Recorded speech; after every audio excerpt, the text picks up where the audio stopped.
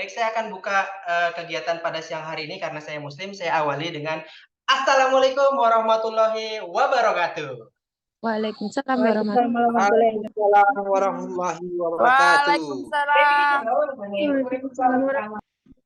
Ya, selamat siang, salam sejahtera bagi kita semua. Semoga pada siang hari ini teman-teman dalam keadaan sehat walafiat tanpa kekurangan sedikit pun. Semoga hari-harinya selalu menyenangkan. Semoga setiap harinya selalu mendapatkan keceriaan dan rezeki yang berlimpah. Amin. Amin. Amin. Amin. Baik, kita sepakat ya, pada siang hari ini kita semua adalah pejuang-pejuang kompeten. Setelah kompeten adalah pejuang-pejuang pencari kerja. Setelah sudah kerja, pejuang-pejuang keluarga karena harus bekerja mendapatkan uang. Karena ujung-ujungnya prodi apapun, profesi apapun yang dicari satu pengalaman, kedua ilmu, yang ketiga adalah cuan. Setuju? Setuju. Setuju. Setuju. Nah, oke. Tuh. Kalau sudah setuju, sekarang Mas Adio akan sampaikan bait per bait apa sih masalah yang akan dihadapi oleh kita semua, termasuk saya. Tapi di bidangnya masing-masing. Kalau teman-teman yang ada di hadapan saya, ini adalah orang-orang hebat yang bekerja 2 kali lipat, bahkan 5 kali lipat di tempatnya masing-masing. Contoh, di sini kan yang hadir ada perawat, ada bidan ya, teman-teman sekalian ya. Untuk yang bidan, saya salut dengan bidan-bidan. Kenapa bisa salut? Mereka yang udah punya suami, punya istri, punya anak, mereka kerjanya 2 kali, di rumah ngurusin anaknya, ngerawat suaminya, setelah datang ke tempat bekerja ngerawat orang lain. Kurang hebat apa anak-anak kesehatan? Tapi kendalanya adalah, jangan kendala dulu. Semua anak kesehatan dari zaman tahun jebot saya bilang, anak-anak kesehatan itu adalah mantu idaman. Iya nggak sih? Coba, siapa sih yang nggak punya seorang mantu kesehatan yang jelas-jelas dia bisa menangani kita, keluarganya, tetangganya, saudaranya di rumah tanpa harus datang ke rumah sakit jika alatnya ada, jika komponen-komponen untuk menanganinya ada. Tapi jangan terlena, oh iya Mas, betul, saya memang anak-anak kesehatan itu adalah calon menantu idaman. Udah bagus di mata orang lain.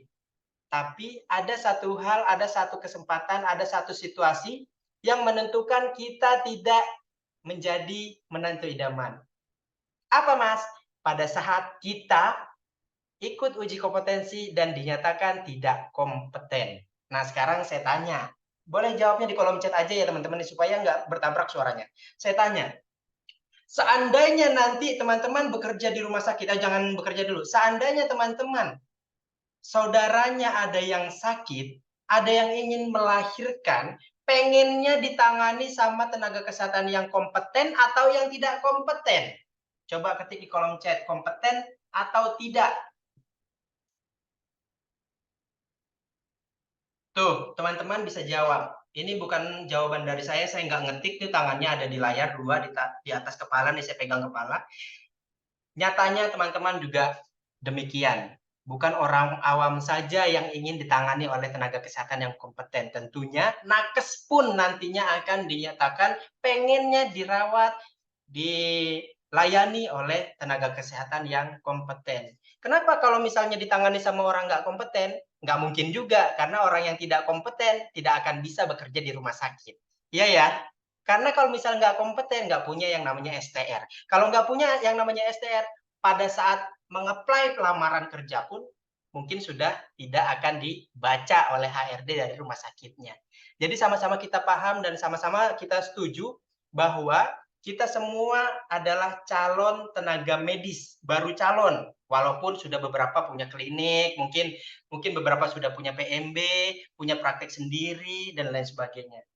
Tapi pada siang hari ini kita coba kosongkan semua itu, kita bareng-bareng karena tujuannya pengen 1 kali ujian langsung lulus. Sekarang saya share screen untuk materinya. Apakah sudah tampil? Boleh ketik di kolom chat jika sudah tampil. Sudah tampil? Sudah.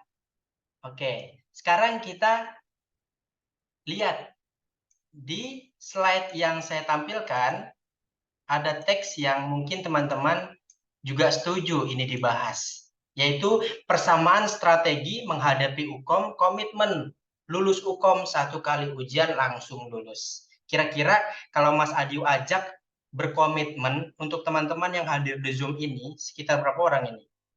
173 orang. Saya mau dong berkomitmen bareng mewakili Voko Indonesia bersama peserta yang hadir pada siang hari ini. Mau nggak kita komitmen bareng tahun ini yang UKOM-nya Oktober lulus 1 kali ujian aja? Mau nggak komitmen untuk itu? Mau? Mau banget, mau banget. Siapa yang nggak mau untuk UKOM 1 kali ujian aja? Mau ya semuanya ya. Jika teman-teman memang ketik dengan tulus di kolom chatnya mau, ikuti kegiatan ini sampai akhir. Maksudnya adalah supaya informasi yang disampaikan beneran maksimal dan masuk akal. Karena bagi teman-teman yang tidak menerima dengan baik informasinya, mereka akan ikut hari ini, setelah selesai dia akan lupa apa yang tadi dibahas. Jadi ayo kalau memang komitmen, ikuti sampai akhir dan diingat setelah acaranya selesai. Ya, oke. Sekarang saya baca ulang. Persamaan strategi menghadapi UKOM, komitmen lulus UKOM, 1 kali ujian langsung lulus, dan saya berdoa di hadapan teman-teman. Sekarang teman-teman aminkan. Semoga yang ada di hadapan Mas Adiu, semoga yang hadir di Zoom bersama Mas Adiu, tahun ini maupun tahun depan lulus 1 kali ujian saja. Amin. Amin. Amin, amin. Baik, satu doa lagi. Semoga setelah lulus nanti, teman-teman yang ada di hadapan Mas Adiu, teman-teman yang satu Zoom bersama Mas Adiu, 1, 2, 3 tahun yang akan datang menjadi perawat bidan yang profesional, yang punya praktik sendiri. Amin.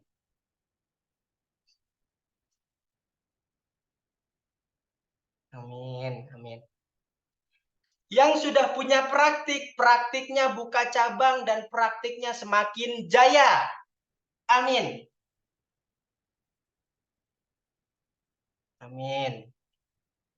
Nah, baik. Sudah belasan orang, bahkan ratusan orang yang sudah ketik amin dengan harapan doa tadi terkabulkan. Dan sekarang tinggal kita berusaha. Mana usahanya? Yuk, kita bahas usahanya untuk mendapatkan apa yang kita aminkan tadi. Ya, sekarang kita lanjut slide-nya. Mana nih? Kita lanjut slide-nya. Oke, sekarang kita bahas satu persatu untuk pengetahuan menghadapi uji kompetensinya. Mungkin yang hadir di Zoom ini sudah berkali-kali mendapatkan informasi pengetahuan tentang UKOM. Tapi barangkali ada yang pertama kali mendapatkan pengetahuan seperti ini.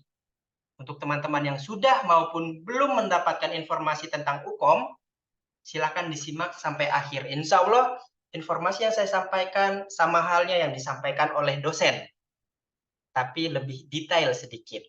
Gitu ya, kita bahas satu persatu. Apa sih yang kalian ketahui tentang uji kompetensi? Ujian saja kan? Mengukur kemampuan saja kan? Tapi untuk isinya apa aja yang dikerjakan, apa aja yang dibahas pada ujian, belum tahu kan? Persiapan pada saat sebelum masuk UKOM, persiapan pada saat udah masuk lab CBT, belum tahu kan apa aja persiapannya? Apa sudah tahu?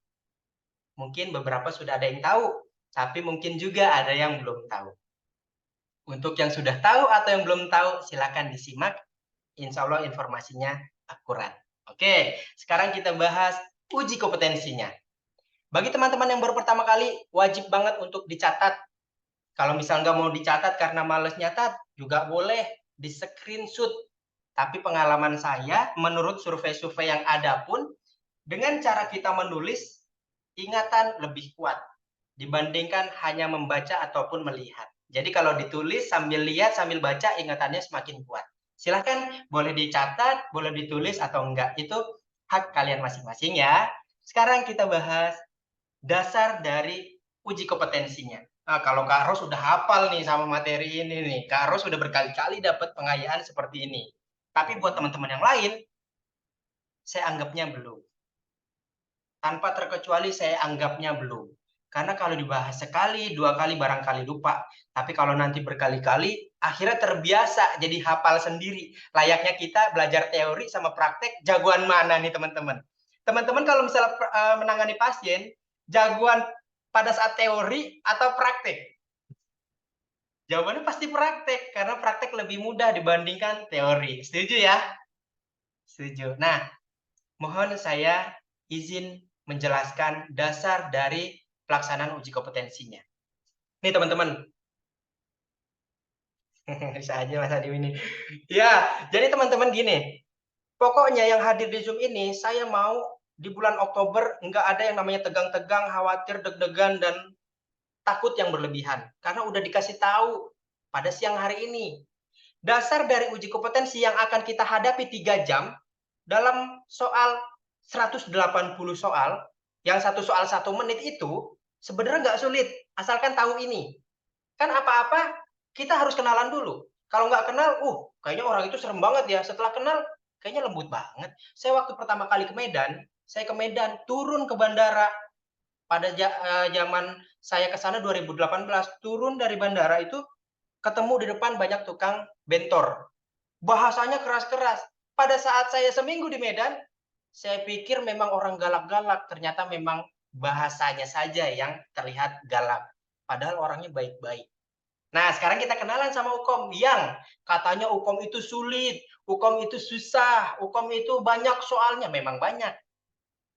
Bagi yang mereka yang mengatakan Ukom susah, Ukom sulit, itu hanya ilusi. Sebelum tahu isinya apa. Ya, sekarang kita bahas dasarnya. Lamanya, iya kan?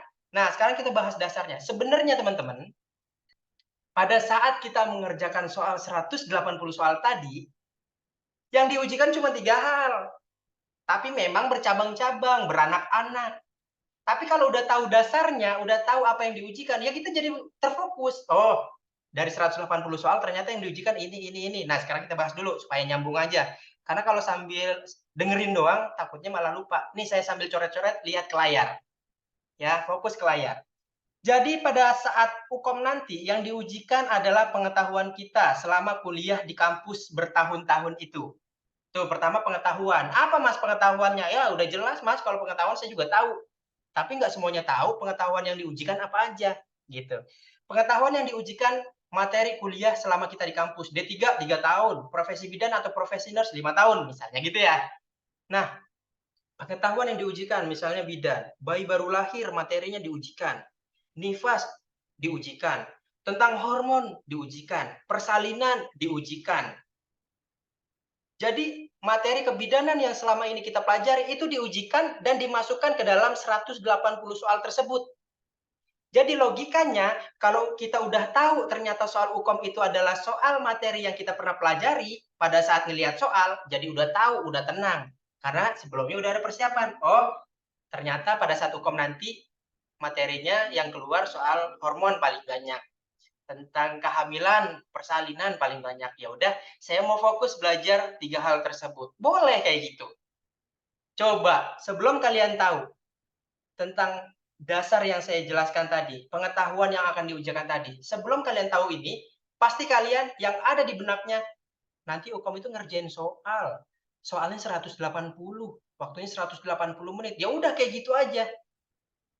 Tanpa menimbang-nimbang dan menseleksi materi apa yang sering keluar pada saat uji kompetensi. Itu untuk pengetahuan. Sekarang kita bahas keterampilan. Sampai pengetahuan apakah dapat dipahami, teman-teman? Yang baru kenal nih, ya, yang baru kenal, apakah bisa dipahami? Pengetahuan tadi? Bisa ya? Bisa. Nah, mulai dari sekarang, silahkan teman-teman yang lemah di materi persalinan, hormon, etikolegal, silahkan dimaksimalkan dari sekarang.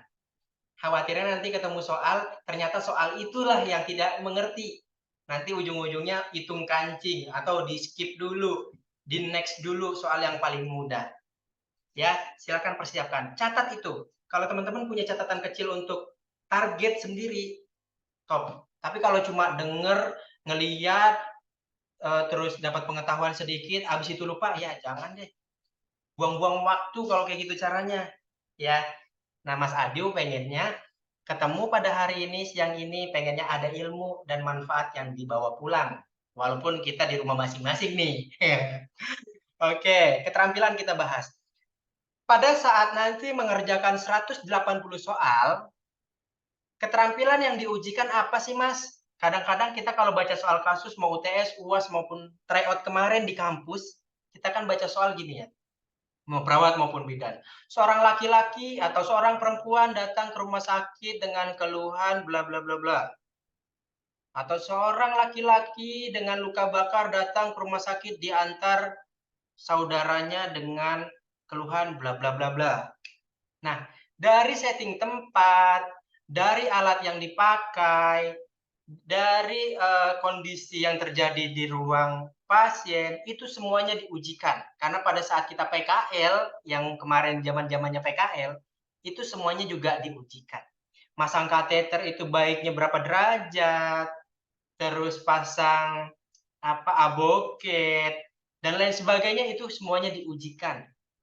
Tergantung pasien, tergantung alat, tergantung tempat, tergantung juga kebijakan. Bidan prakteknya di PMB, boleh menangani pasien sampai melahirkan. Tapi kalau udah di rumah sakit, bidan cuma pendamping para dokter obgyn, dokter anak, dan lain sebagainya. Bener kan? Nah, jadi sekarang dari pengetahuan, keterampilan, silahkan diingat-ingat lagi kemarin ngebahasnya apa aja, yang dikerjain apa aja, karena pada saat UKOM nanti itu akan diujikan. Gitu ya. Gitu ya Kak Juwita ya. Oke, sekarang kita lanjut ke sikap. Sikap apa Mas yang dibahas pada saat UKOM? Sikap itu yang diujikan pada saat UKOM tentang prinsip-prinsip etik. Prinsip etik yang diujikan paling sering keluar, semuanya keluar prinsip etik pada saat UKOM. Tapi porsinya paling nggak dikit juga sih. Soalnya dia kalau etik itu 7 sampai 15 soal kalau nggak salah. 7 sampai 10, 15 lah, 7 sampai 15 soal prinsip etik itu keluar. Nah, kalau di keperawatan porsi soal yang sering keluar dari 180 paling banyak di keperawatan itu soal-soal KMB. Keperawatan medikal bedah. KMB itu kan ada 3 ya, 3 jilid. KMB 1, KMB 2, KMB 3. Nah, untuk perawat-perawat silakan dipahami. KMB porsinya paling banyak. 50 sampai 60 soal yang diujikan. Kalau di kebidanan paling banyak itu soal-soal persalinan. Nah, kalau persalinan kayaknya gampang ya untuk teman-teman profesi bidan yang sekarang udah punya praktek sendiri atau udah bertahun-tahun kerja di lahan. Tapi buat kita yang D3, yang sebatas praktik-praktik kemarin, bagaimana ya caranya? Nah, silakan dipelajari, silakan diskusi, silakan konsultasi kepada ahlinya. Siapa ahlinya? Dosen di kampus maupun dosen di luar kampus. Yang jelas harus dosen, jangan teman sendiri, karena pasti nggak akurat, karena sesama mahasiswa. Gitu ya. Ini untuk dasarnya. Tuh. Dan dilaksanakan secara tertulis, semua apa yang saya jelaskan tadi.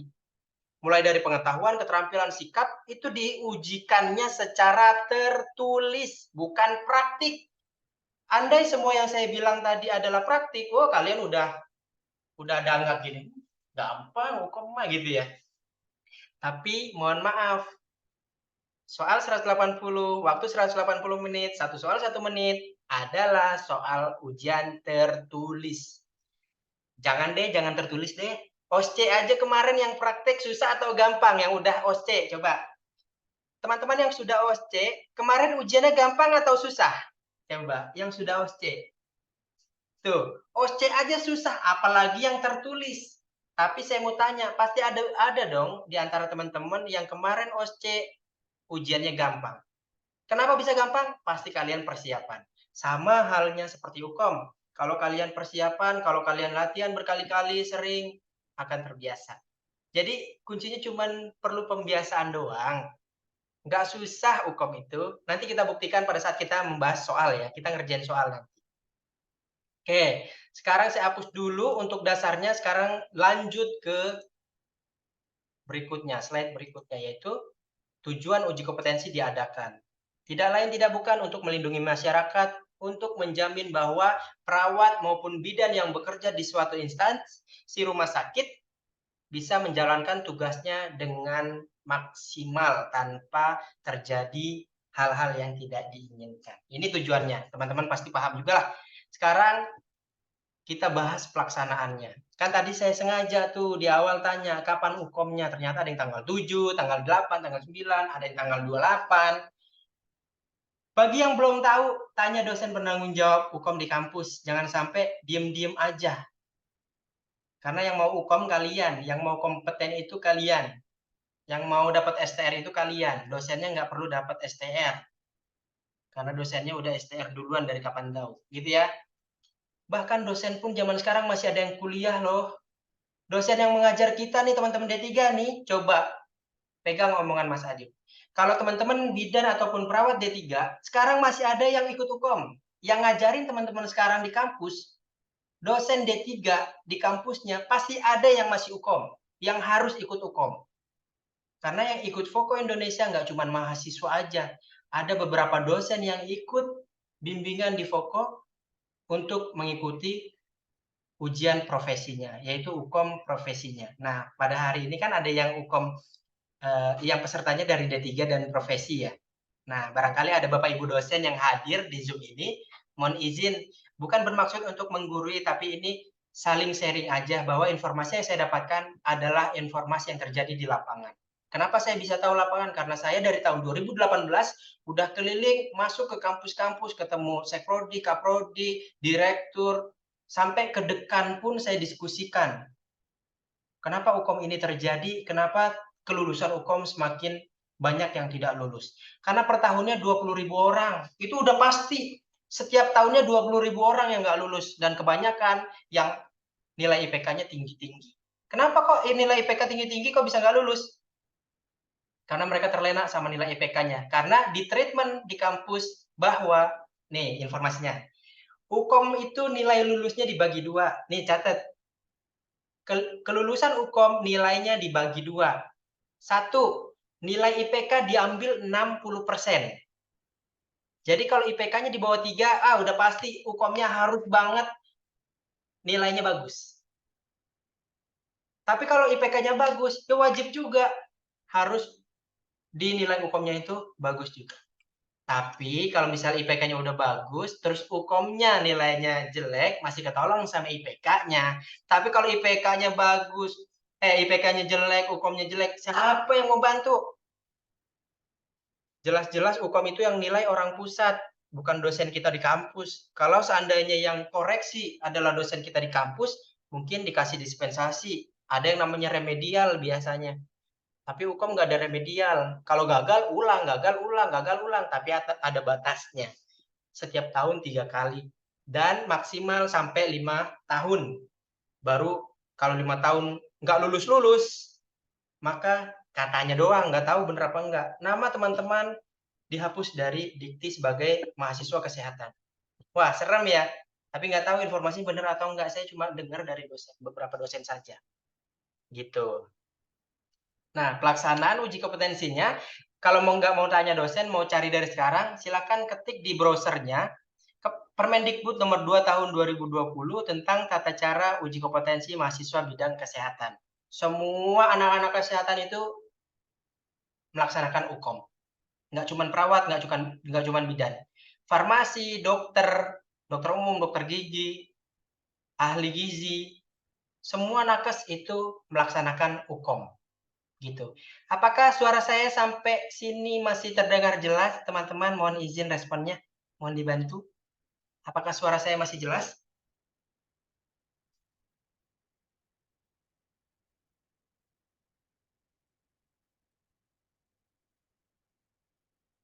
Masih jelas ya? Masih disimak ya? Baik. Terima kasih. Oke, sekarang saya lanjut ke slide berikutnya. Semoga catatan-catatan yang kalian catat menjadi ilmu ya. Kalau saya sih ini hanya ilmu yang sering saya temui aja di lapangan. Yang terjadi di lapangan kan yang pasti yang akan dilalui sama teman-teman, yang akan dihadapi sama teman-teman kan gitu ya. Sekarang kita lanjut tentang pelaksanaan lagi. Tentang exit exam kita bahas. Apakah sudah ada yang pernah tahu exit exam? Jangan deh, jangan kayak gitu pertanyaannya. Apakah dosen di kampus pernah membahas exit exam? Jawabannya pernah atau tidak. Apakah dosen di kampus pernah membahas tentang exit exam? Jawab pernah atau tidak aja.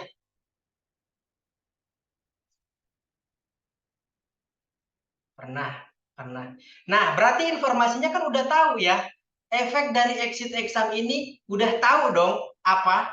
Udah tahu ya. Kira-kira jika exit exam ini kita rasakan, merugikan kita atau menguntungkan kita? Coba ketik rugi atau untung. Exit exam ini merugikan kita atau menguntungkan kita jika kita gagal UKOM? Kata KNR menguntungkan.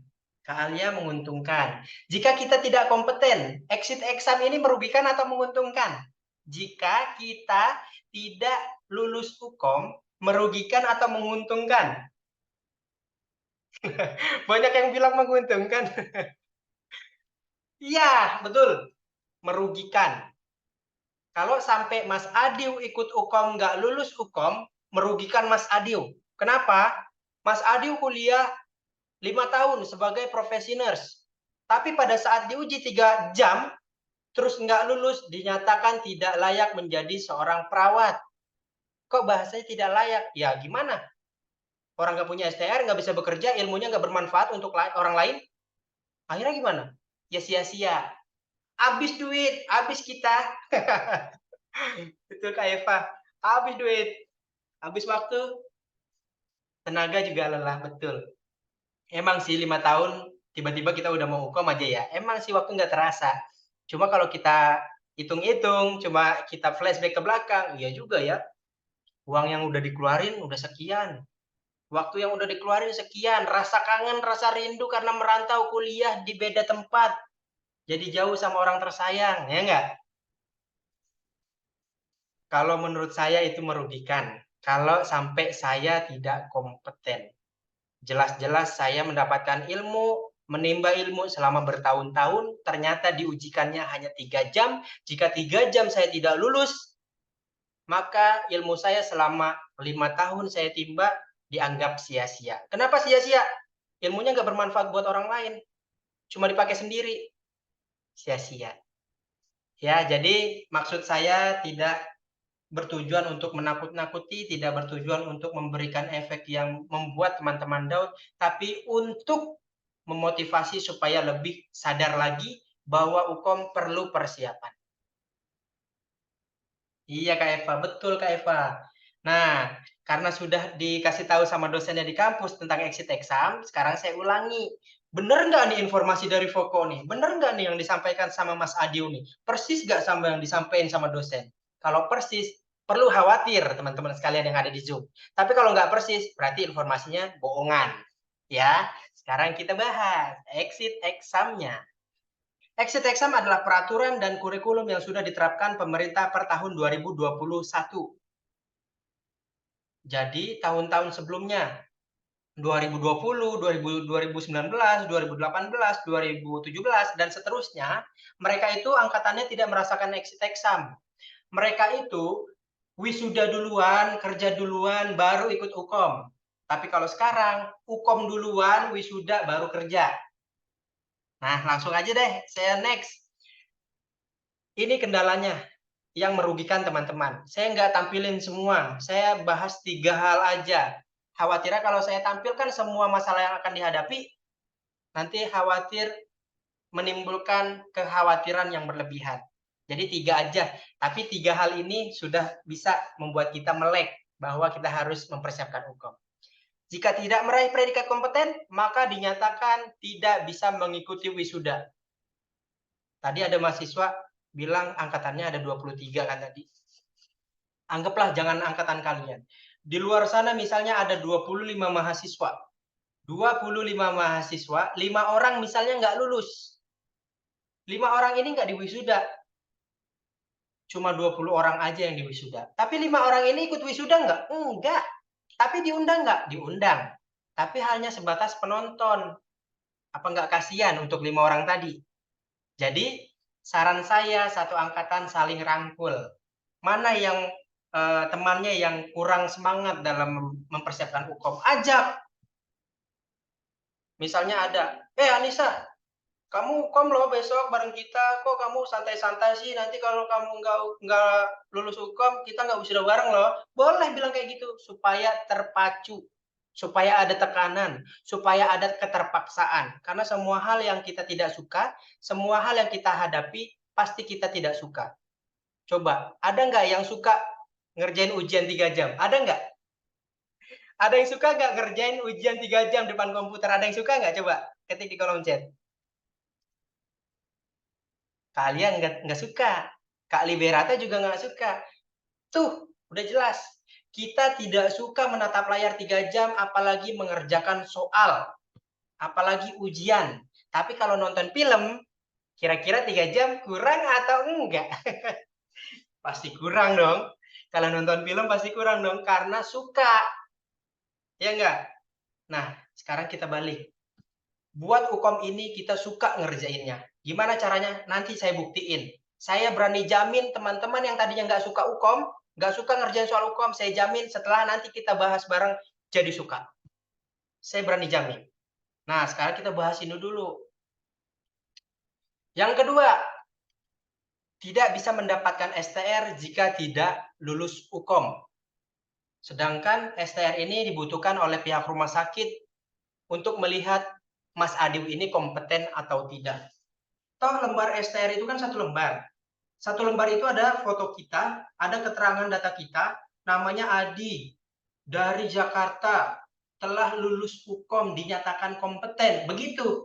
Tapi, ngantuk pun Mas, kalau jawab soal sebanyak itu. Tuh, kata Kak Ros, soal sebanyak itu ngantuk. Tapi kalau kita biasa ngerjainnya, biasa dengan soal itu, dan suka, pasti nggak berasa, pasti selesai. Ayo kita buktikan nanti setelah kita ngerjain soal ya. Kalau Kak Ros sudah sering ikut, jadi dia tahu gimana cara ngerjain soal. Nah, buat teman-teman yang belum tahu, ayo sekarang kita bahas. Yang ketiga, hanya 3 kali kesempatannya dalam 1 tahun. Misalnya, saya UKOM, Mas Adi UKOM Januari, gagal nih. Tenang, ada di Februari. Februari gagal, tenang ah, masih ada di bulan Maret. Tapi kalau 3 kali berturut-turut gagal dalam periode tersebut, UKOM-nya di tahun depan bareng adik tingkat kita. Yang saat ini sekarang di tingkat 2. Kira-kira malu nggak ya? Malu nggak ya UKOM sama adik tingkat? Semangat kalau udah ikut bimbel di Foko. Terima kasih Kak Ros atas penilaiannya. Oke, itu Kak Ros salah satu ini ya peserta bimbel kita, udah ikut beberapa bulan Kak Ros ya, udah setia, pokoknya konsisten untuk mengikuti bimbingan bersama dosen di Foko. Oke, saya lanjut. Exit examnya apakah persis yang disampaikan oleh dosen di kampus? Boleh diketik kolom chat. Exit exam yang disampaikan oleh dosen di kampus sama yang disampaikan oleh Foko Indonesia melalui Mas Adiw, ini persis atau tidak? Persis banget, persis Bang. Ya berarti apa yang saya sampaikan, apa yang dosennya sampaikan, itu akan terjadi jika kita tidak lulus UKOM. Oke ya, lurusin ya. Niatnya lurusin, pandangannya lurusin. Saya kalau nggak UKOM dan nggak kompeten, saya tidak bisa ngapa-ngapain setelah lulus, melainkan menunggu jadwal UKOM di bulan berikutnya. Dan sudah terjadi mungkin ada beberapa yang sempat gagal UKOM kemarin. Atau mau dipanggil, siapa yang nggak lulus kemarin. Tapi kan jangan ya, kasihan ya, malu ya, jangan. Cukup di belakang layar aja, dan jika merasa informasi dari Mas Adiw betul dan dirasakan, mulai evaluasi setelah kegiatan ini selesai. Oke, exit exam sudah clear. Sekarang kita bahas, ini udah dibahas berkali-kali nih. Udah dibahas berkali-kali. Jadi, nggak apa-apa lah, kita baca, cuman jangan terlalu dijelasin ya. Skip-skip aja ya. Oktober kompeten semua, amin Kak Eva, amin. Termasuk Kak Eva kompeten, amin. Semuanya Oktober harus kompeten. Karena terakhir itu periodenya kan di November, dan di November itu adalah retaker. Tahu retaker nggak? Biar semua informasinya teman-teman tahu. Dicatat semua catatannya biar full. Tahu nggak retaker itu apa? Tahu? Tahu ya? Oke. Yes, Kak Indah, betul. Jadi retaker itu mahasiswa yang sempat ukom tapi gagal akhirnya harus mengulang, disebutnya retaker. Tapi buat teman-teman yang baru pertama kali disebutnya apa coba? Untuk pengetahuan bareng-bareng ya. Untuk yang pertama kali menghadapi ukom disebutnya apa? Kalau yang ngulang kan retaker. Kalau yang pertama kali apa? Oke, sudah dijawab sama Kak Oki. Yang lain udah tahu? Saya rasa sudah. First taker, betul. Dan ini keresahan-keresahan yang sudah terjadi. Biaya kuliah mahal. Sekarang coba, udah puluhan juta kita keluarkan untuk kuliah. Kita memang tidak akan menghitung uang yang kita pakaikan untuk pendidikan. Toh setelah kita lulus akan kembali lagi uang tersebut. Ya memang. Ya tapi kalau nggak lulus bagaimana? Apakah kembali? Jawabannya enggak. Ditambah uangnya bukan uang sendiri, tapi uang orang tua. Nah, jangan mau rugi. Biaya kuliah udah mahal, ongkos kuliah udah mahal. Masa 3 jam nggak lulus? Kan gitu. Semangat ya. Lanjut, tugas kuliah yang semakin banyak ini udah pasti terjadi. Lanjut, saat lulus ingin buka praktik, ini udah pasti dirasakan. Orang tua tanya kapan wisuda, ini jadi beban pikiran. Ini udah pasti jadi beban pikiran. Karena iya ya, kapan saya wisuda ya gitu ya. Oke, jadi solusi dari keresahan-keresahan yang terjadi sama teman-teman sekarang yang ada di Zoom, kuncinya cuman persiapin aja udah, nggak usah mikirin yang lain. Yang depan mata apa ukom, ya udah ukomnya dipersiapkan. Habis itu kalau udah mempersiapkan ukom konsisten, jangan Senin belajar, Selasa nggak belajar, Rabu nggak belajar, Kamis belajar, Jumat nggak belajar, Sabtu nggak belajar, Minggu nggak belajar, Senin baru belajar. Konsisten. Udah tahu kok ukomnya bulan depan. Bukan bulan depan malah. Anggap aja udah bulan ini, besok udah tanggal 1. Ya enggak? Jadi ya udah ada di tangan teman-teman masing-masing. Mau mempersiapkan ukomnya atau mau udah ngalir aja mas seperti air. Ingat, ikan yang sehat, ikan yang gemuk adalah yang melawan arus. Ya enggak? Ikan yang gemuk, ikan yang kualitasnya bagus, ikan yang melawan arus. Bukan yang ikut arus. Kalau ikut arus, ikan itu berarti mati. Ya enggak? Setuju enggak tuh dengan statement itu? Oke ya, kita lanjut ya. Sekarang kita lanjut. Kita akan bahas strategi mengerjakan soal hukum. Tadi kan pengenalan atau pengetahuan untuk persiapan sebelum menghadapi hukum ya teman-teman sekalian ya. Saya kasih kesimpulan dulu.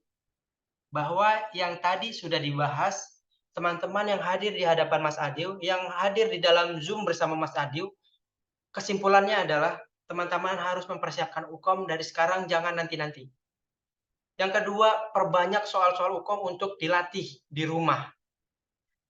Perbanyak teman untuk saling belajar soal-soal hukum.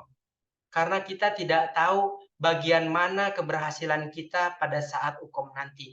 Entah kita saat belajar sendiri, entah kita dapat ilmu pada saat belajar kelompok, entah kita sedang praktik di rumah sakit.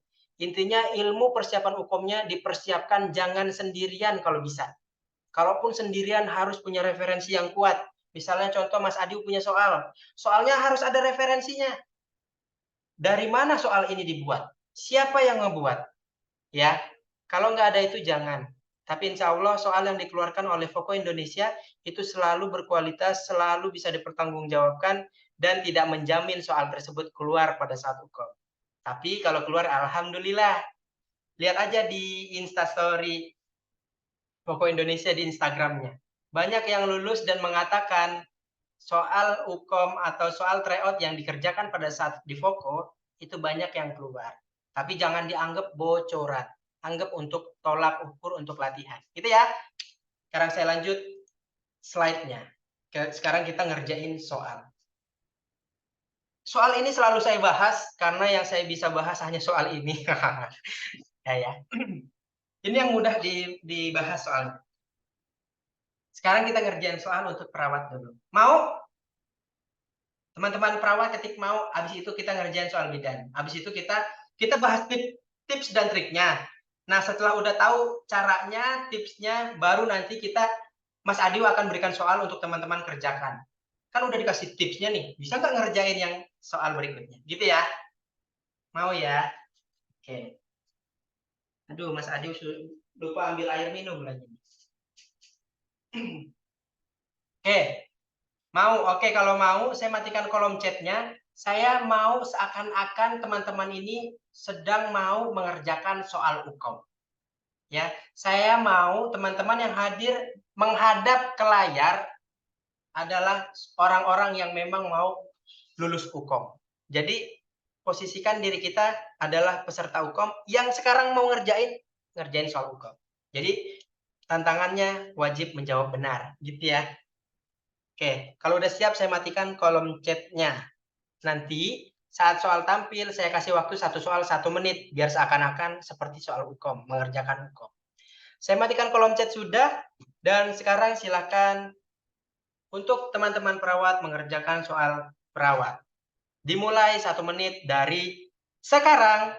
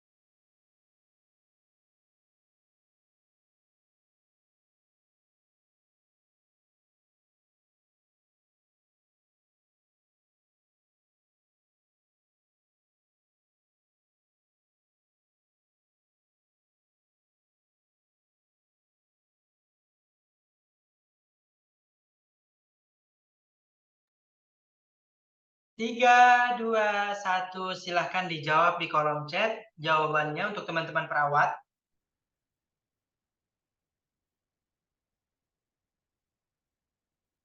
Ada yang jawab E, ada yang jawab B. Ada yang jawab A, ada yang B lagi. Jawaban sementara yang dipilih adalah A, B, dan E.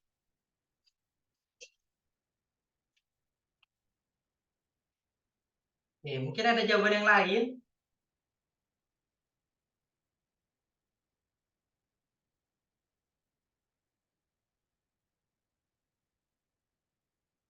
Oke, cukup. Jawabannya sudah terlihat. 3 pilihan jawaban dipilih. Nah, ini sebagai contoh aja ya teman-teman ya. Ayo teman-teman yang ketiduran, bangun dulu. Daripada ketiduran dan nggak bisa fokus, mending meninggalkan Zoom-nya, kasihan HP-nya panas. Kesimpulannya, dari berapa orang? Dari 165 orang menjawab soal ini beda-beda. Padahal yang ngerjain tadi perawat, berarti sama harusnya pandangannya. Toh kita kerja di rumah sakit kan tujuannya sama. Ingin menuntaskan sebuah kasus. Gitu ya.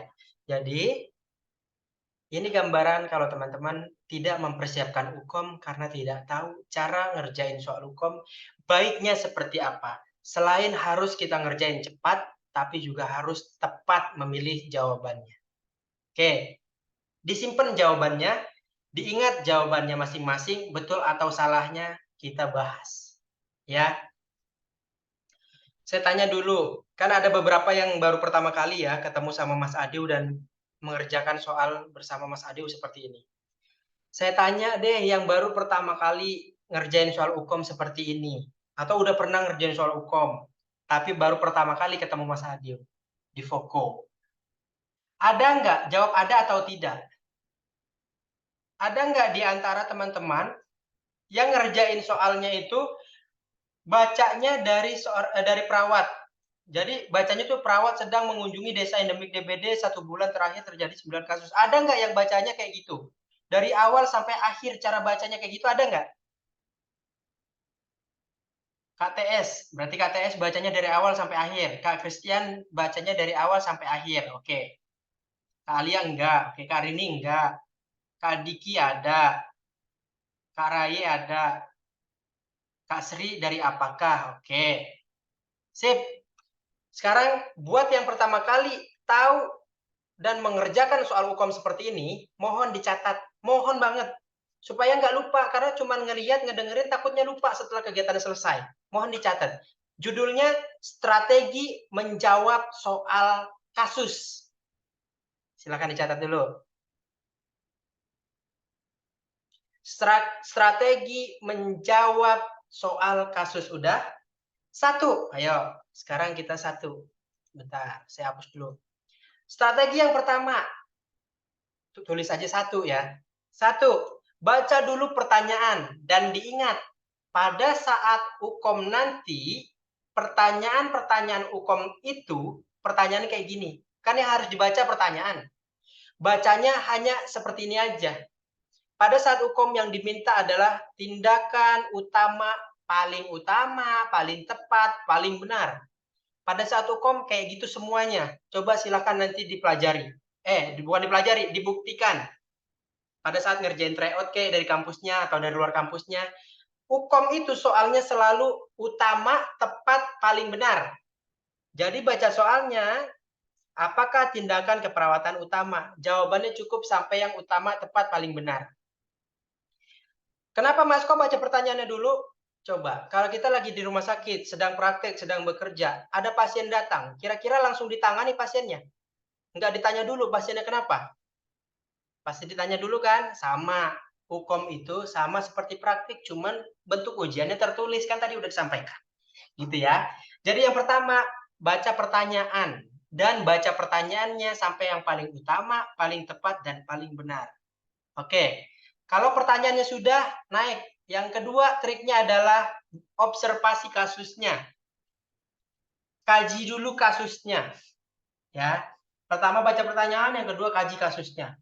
Perawat sedang mengunjungi. Nah, itu nggak usah dibaca semua, tapi cari data fokus dari pertanyaan yang tadi yang kita baca. Apakah tindakan keperawatan utama? Oke, yang diminta adalah tindakan yang paling utama. Sekarang cari data fokusnya. Terjadi apa sama pasien tersebut atau sama kasus tersebut? Oke, ternyata terjadi endemik DBD. Endemik ya. Oke, terjadinya sebulan terakhir terjadi 9 kasus. Terus hasil observasi jentik nyamuk. Nih udah ketahuan ya, jentik nyamuk, bukan nyamuknya. Tapi jentik nyamuknya. Kalau nyamuknya kan umurnya cuma 1 hari. Jadi 1 hari langsung meninggoy, itunya nyamuknya.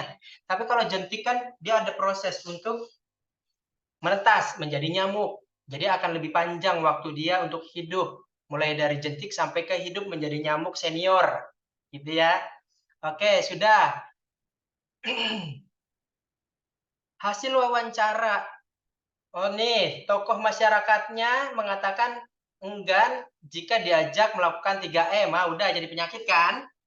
Nah, jadi dari data fokus itu aja yang kita baca. Oke, ternyata kasusnya yang terjadi setelah diobservasi terjadi DBD, terjadi 9 kasus dan masyarakatnya enggan. Udah 3 poin. Udah jelas lagi endemik DBD. Terus 9 kasus, udah termasuk kasusnya berat. Terus yang ketiga adalah warganya sendiri, faktor risiko bahwa kasus itu terjadi. Oke, kalau sekarang udah 1 baca pertanyaan, 2 observasi kasus, sekarang yang ketiga, jelek banget ya nomornya ya, nggak apa-apa deh. Yang penting tahu itu nomor 3. 3, melakukan, kita pilih jawaban dengan cara mengeliminasi jawabannya satu persatu. Nih pada satu kop. Ini baru strateginya. Nanti kalau udah tahu strateginya, udah paham, baru kita ngerjain satset. Nggak lama lagi.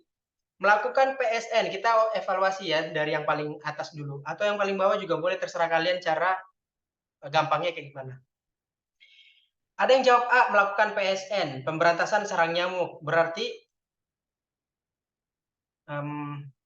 Mas Raharjo jawabannya fogging ya. Oke, sekarang kita bahas dulu yang A nih. Mas Raharjo, Pak Raharjo, melakukan PSN, pemberantasan sarang nyamuk. Sekarang gini deh, ini terjadinya 9 kasus, seandainya baru 1, 2, nggak masalah deh kalau misalnya pemberantasan sarang nyamuk aja. Tapi kan ini kasusnya difaktori oleh masyarakatnya yang enggan melakukan 3M. Berarti udah kasusnya berat, terus masyarakatnya seperti itu, berarti perlu penanganan jangka panjang ya. Kalau melakukan jangka panjang, penanganan kasus jangka panjang, kalau hanya PSN pemberantasan saja, itu kurang tepat. Karena sifatnya sementara, sedangkan penanganan yang dibutuhkan itu jangka panjang. Berarti kalau melakukan yang A, ini kurang tepat. Bukannya salah, udah betul. Karena tantangan kita pada saat menjawab soal hukum nanti, kita harus memilih jawaban yang paling tepat di antara yang tepat. Dari A sampai E itu semuanya benar. Tapi mana yang paling benar yang harus kita pilih? Melakukan fogging tuh. Kak Ningsi juga fogging, boleh. Sekarang kita bahas fogging. Yang diminta penanganan jangka panjang. Dan udah tahu faktor risikonya masyarakatnya enggan melakukan 3M. Kalau fogging, logika aja deh. Makhluk hidup juga kok nyamuk, walaupun umurnya lebih cepat daripada manusia. Nyamuk sama-sama punya indera perasa. Sama seperti kita. Contoh, seandainya kita di dalam satu ruangan, ruangannya di fogging. Kita nih manusia-manusia akan keluar dari ruangan yang full asap fogging atau tetap di dalam ruangan?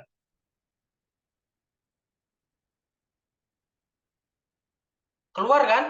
Iyalah, nggak mau lah. Masa ngisep asap fogging, ngisep asap rokok dari orang aja kita nggak mau kan? Ya, atau yang wangi deh pakai vape. Orang pakai vape. Wangi tuh asapnya. Tapi nggak suka juga kita karena nggak suka merokok, kan gitu. Apalagi fogging, yang alat kimianya itu semuanya berbahaya untuk dihirup oleh manusia. Nyamuk aja langsung meninggoy.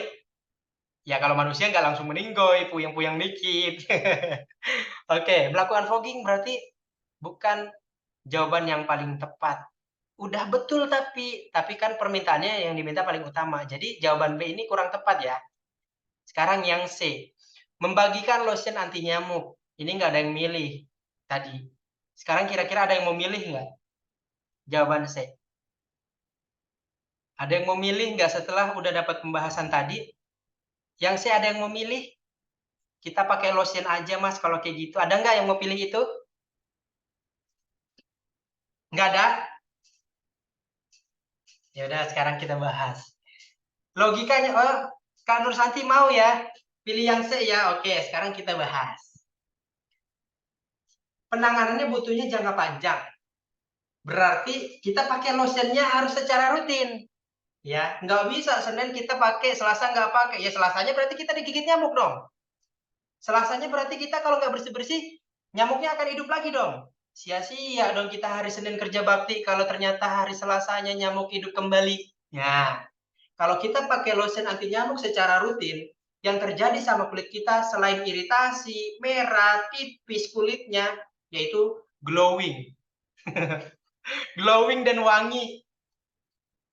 Kalau kita pakai lotion anti nyamuk secara rutin. Iya nggak? Nah, kalau misalnya pakai lotion anti nyamuk secara rutin ya berarti kurang tepat. Karena menghilangkan masalah lama menimbulkan masalah yang baru. Berarti kurang tepat. Kak Nur Santi, mohon maaf ya. Lotionnya disimpan dulu. Yang D, melaporkan kasus tersebut pada Dinkes. Mohon izin teman-teman yang sekarang bekerja di Dinkes, bukan bermaksud untuk apapun. Sekarang saya mau biar teman-teman yang tidak di Dinkes juga mengetahui.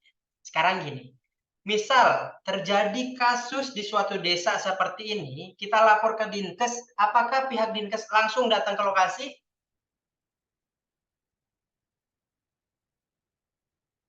Enggak, prosesnya lama. Kenapa prosesnya lama? Karena teman-teman di Dinkes mengikuti aturan yang sudah menjadi SOP di kantornya.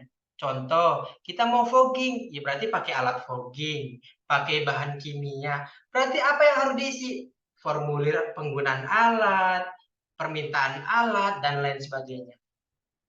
Iya kan? Jadi kenapa Dinkes prosesnya lama, penanganannya lama, terkecuali pemadam. Kalau pemadam ada api dikit langsung jalan. Tapi kalau dinas kesehatan biasanya itu perlu ada prosedural yang harus diisi dulu baru dapat surat jalan atau surat tugasnya. Iya kan? Berarti yang D kurang tepat. Berarti jawaban yang paling tepat adalah yang E. Mengajak warga kerja bakti membersihkan lingkungan. Kan faktor resikonya masyarakatnya. bisa terjadi endemik. Ini endemik berarti udah pernah ditangani tapi DBD-nya balik lagi. Kenapa balik lagi? Karena masyarakatnya enggan mengatakan enggan jika melakukan 3M. Warganya males. Jadi, jawaban yang paling tepat mengajak warga kerja bakti membersihkan lingkungan. Siapa yang mengajak? Yang dituakan di desa. Mulai dari RT, kepala desa, RW, camat, lurah, dan sebagainya. Kira-kira pembahasan soal perawat bisa diterima atau tidak? Teman-teman perawat boleh dijawab. Bisa diterima atau tidak? Jika tidak, ayo kita bahas dan kita perdebatkan boleh. Bisa? Oke, kalau sudah bisa. Enak kan? Sekarang saya tanya, teman-teman perawat. Setelah mengerjakan soal ini, sebelum mengerjakan dan setelah mengerjakan, kira-kira kalau ketemu soal hukum, nanti udah tahu caranya kayak gini, jadi susah atau sulit? Kalau cara ngerjain soalnya udah tahu dan menyenangkan seperti ini, kira-kira pada saat ngerjain soal lagi, soal hukum itu jadinya sulit atau mudah atau sulit? Ayo.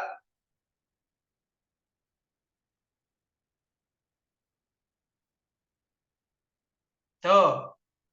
Berarti Mas Adiu tadi bilang, saya jamin yang tadinya bilang hukum itu susah jadi mudah. Terbukti sekarang. Jadi Mas Adiu memberikan informasi yang masuk akal aja. Nggak mau membuat opini yang orang itu harus ikut pikiran saya, nggak mau. Tapi yang masuk akal saja. Kalau masuk akal, ikuti. Kalau nggak masuk akal, tinggalkan. Ya teman-teman ya. Saya masih mau komitmen sama teman-teman. Mau mendampingi hingga dinyatakan kompeten. Boleh ya? Mas Adi boleh kan? Foko Indonesia boleh kan mendampingi teman-teman sampai dinyatakan kompeten? Boleh? Boleh ya? Foko Indonesia serta kru-kru yang bertugas termasuk Mas Adiu izinkan untuk mendampingi teman-teman yang berjuang untuk kompeten sampai dinyatakan satu kali ujian kompeten. Izinkan kami. Kami tidak ada bermaksud untuk bagaimana-bagaimana. Oh, Mas Pak April, kalau udah lulus, ingat Foko ya, harus kirim hadiah ya. Mas April harus kirim kado ya ke Foko Indonesia. Enggak ada kayak gitu. Tujuannya hanya satu, kami ingin memfasilitasi teman-teman yang mengalami keresahan, khawatir akan tidak lulus hukum. Makanya saya Mas Adiu bilang, izin boleh ya mendampingi sampai teman-teman dinyatakan kompeten? Boleh ya? Boleh Mas, dengan senang hati dibantu. Siap Kak Yayat. Kalau teman-teman mau didampingi, jadi kolaborasinya dapat. Kalau hanya fokus saja, Foko berkuar-kuar di grup. Yang mau hukum, ayo ikut tryout dulu. Yang mau hukum satu kali ujian, ayo ikut bimbel dulu. Kalau hanya fokonya yang kayak gitu, sedangkan pesertanya, enggak, saya suruh bayar. Enggak, bayar mulu. Enggak. Kalau kayak gitu, enggak terjadi yang namanya kerjasama. Ya, enggak terjadi yang namanya kompeten secara komitmen dan konsisten. Jadi ayo kita kerjasama bareng, toh apa sih untungnya kalau misalnya teman-teman ikut bimbingan di Foko, apa sih untungnya kalau teman-teman ikut tryout di Foko? Memang teman-teman bayar, tapi kan kita fasilitasi. Kenapa sih Foko minta kalau misalnya ada tryout, ada bimbel harus bayar? Kan kita mendatangkan dosen, mengumpulkan dosen. Masa dosennya kita nggak bayar? Emang dosen di kampus nggak dibayar? Emang dosen di kampus itu gratis? Kan enggak. Dan toh Foko Indonesia memberikan biaya untuk mengikuti tryout, mengikuti bimbingan, nggak semahal tryout yang sedang teman-teman jalani. Ya kan? Jadi izinkan kami jika teman-teman berkenan ada sedikit rezekinya, silahkan dikeluarkan sesuai kelas yang diikuti. Mau ikut tryout doang boleh. Mau, Mas, saya kalau tryout doang saya susah membahas soal kayak gitu sendirian, maunya langsung sama dosen. Boleh. Kalau mau dapat dua-duanya, bimbel plus tryout. Ikuti sampai kompeten. Itu kuncinya udah. Karena pengalaman kita, dosen-dosen yang ada di Foko, mendampingi hingga dinyatakan kompeten. Mas, kalau nggak kompeten gimana? Udah ikut aja sampai lulus. Sampai dinyatakan kompeten. Ya, karena teman-teman sudah bilang boleh, terima kasih sudah mengizinkan Foko Indonesia mendampingi hingga dinyatakan kompeten nantinya. Gitu ya. Sekarang ada nggak yang mau ikut program di Voko Indonesia, mulai dari bimbelnya atau tryout-nya? Ada yang mau? Pengen bimbel sama tryout, Kak, untuk informasinya? Siap. Sekarang izin saya stop share, saya kasih informasinya sebentar aja, nggak usah lama-lama, karena akan ngerjain soal berikutnya. Sebentar ya. Mohon izin Bapak-Bapak, teman-teman, besti-besti sekalian. Ini saya mah yang sepantaran deh. Kalau yang profesi nurse, profesi bidan udah punya uang. Jadi yang masih D3 nih, yang masih uang orang tua nih. Jadi saya harus jelasin dulu supaya bisa menjelaskan ke orang tua jika mau nanti ikut program di Voko. Gitu ya. Nih, saya share screen. Tampil ya. Tampil nggak? Coba teman-teman tampil nggak? Di kolom. Coba. Kasih Tinur Ainum. Tampil nggak di layar? Tampil ya. Nah, kan kemarin ada beberapa peserta itu udah tryout. Ada yang tryout gratis, ada yang tryout bayar. Di luar ya, bukan di Voko. Nah, kalau di luar, kalau tryout itu bayarnya mahal nggak? Mahal ya, lumayan ya. Kalau di Voko enggak, kami nggak minta mahal. Cukup berapa? Ayo kita jelasin. Kalau misalnya kalian mau hitung-hitungan, ayo kita hitung-hitungan bareng. Tujuannya Mas Adi cuma satu, pengen memfasilitasi, tapi kalau mau konsisten ya tadi memang berbayar. Mengumpulkan dosen itu nggak mudah soalnya, dan dosennya harus dibayar. Sekarang logikanya aja deh, kalau seandainya tryout harganya 100.000, buat dosennya berapa? Terus buat Vokonya apa? Kan gitu. Tapi insya Allah dengan dukungan teman-teman juga, dengan kerjasama dengan teman-teman juga yang akan hukum, Voko tetap berjalan. Nah, ini kalau tryoutnya nih, kalau tryoutnya 110, teman-teman cukup bayar 100.000 untuk mendapatkan 1 kali tryout 180 soal. Selain itu apa Mas yang kita dapatkan gitu ya? Sebentar, saya login Zoom juga deh, biar saya bisa lihat tampil atau enggak di layar. Sebentar ya, saya login di HP saya dulu nih, biar Zoom-nya kelihatan. Untuk tryout ini teman-teman bayarnya hanya 100.000 aja, nggak usah yang 300, 400. Saya tahu kok tryout di sana mahal, di luar mahal. Saya tahu. Makanya Voko membuat ini tujuannya bukan menjatuhkan pasar yang sedang dijalankan oleh lembaga tersebut, tapi ingin memberikan perbandingan pasar bahwa memang di sana resmi, tapi yang dibutuhkan mahasiswa yang seperti apa gitu. Biar kebutuhan mahasiswa itu terjawab, makanya Voko membuat TO itu atau bimbel itu yang semuanya diberikan, mulai rekaman, file, tryout yang diberikan secara detail. Makanya Voko membuat itu supaya teman-teman peserta yang bayar itu terbantu, teredukasi beneran gitu. Nih, kalau teman-teman mengerjakan tryout akan mendapatkan kayak gini. Sebentar, mana nih? Misal contoh ya, Kak Yunita, Kak Sartika ikut TO di Voko. Setelah ngerjain soal 1 sampai 180, nanti hasil TO-nya itu berbentuk PDF. PDF itu bisa langsung di-print. Nggak tampil ya? Mau saya screen ulang deh. Nah, nih, setelah teman-teman mengikuti tryout di Voko, alurnya tuh gini. Teman-teman mengirim bukti pembayaran 100.000 untuk tryout. Nanti diberikan link untuk mengerjakan tryout. Setelah teman-teman mengerjakan tryout dari 1 sampai 180 soal, kalau di tryout biasanya kan cuma tryout aja, tahu hasilnya saja, dan hasilnya nggak langsung keluar ya biasanya. Tapi kalau di Voko, teman-teman ngerjain hari ini, hasil juga bisa diminta hari ini. Hasilnya kayak gimana Mas? Nih, dilihat ya di layar ya. Nih, hasilnya nanti diberikan kayak gini, detail. Jadi ada nomor soal, ada jawaban teman-teman tadi ngerjain jawabannya apa, itu kerekam. Nah, jawaban benarnya itu ada di sini. Jadi jawaban benar atau salah itu ditampilkan sampai 180 soal seperti ini. Sampai nanti hasilnya di bawah ada. Coba lihat di layar ya. Sampai nanti hasilnya ada seperti ini. Jumlah jawaban yang teman-teman jawab berarti 100 soal. Dan UKOM kan 180. Syarat lulus UKOM itu 95 soal. 95 soal jawab betul pasti kompeten. Nah, kalau ikut tryout-nya ya seperti ini. Nggak cuma ngerjain, tapi ada nilai edukasinya. Namanya juga tryout. Harusnya aspek yang ada di dalam tryout memberikan pengetahuan tambahan, memberikan gambaran untuk mengerjakan soal UKOM, menambah kemapanan kita untuk mengerjakan soal. Nah, kalau di TO Voko itu kelihatan. Kakak-kakak, bunda-bunda, bapak-bapak sekalian. Bapak-bapak, bunda-bunda jawabnya berapa soal? Nih, ketahuan. Oh, ini jawaban betulnya 100. Jumlah jawaban salah 80. Nilainya berarti 55,6. Terus hasilnya, oh berarti kompeten. Kalau nggak kompeten, nanti status ini berubah. Kalau nggak kompeten, ada status dari Vokonya. Kalau nggak kompeten. Nah, itu enaknya tryout di Voko itu seperti ini. Teman-teman ngerjain soal, ngerjain dulu kemampuannya, nanti hasilnya langsung kelihatan dan bisa langsung tahu salahnya di mana, betulnya di mana, dan nggak stop di situ. Sekali lagi, mohon diperhatikan, nggak stop di situ.